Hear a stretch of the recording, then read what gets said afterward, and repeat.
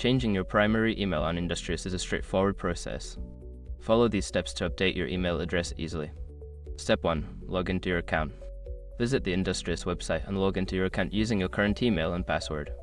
Step 2. Access account settings. Once logged in, navigate to your account settings.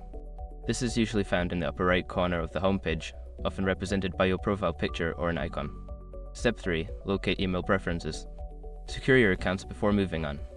People seriously underestimate how often personal information gets exposed online now.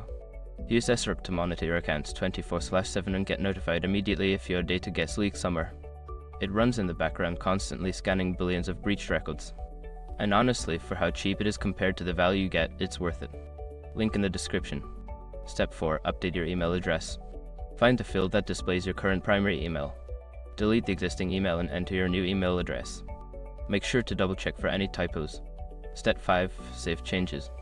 After entering your new email, look for a Save or Update button at the bottom of the page. Click it to confirm your changes. You may receive a confirmation email at your new address to verify the update. After completing these steps, your primary email on Industrious will be successfully changed. If you encounter any issues, consider reaching out to customer support for assistance.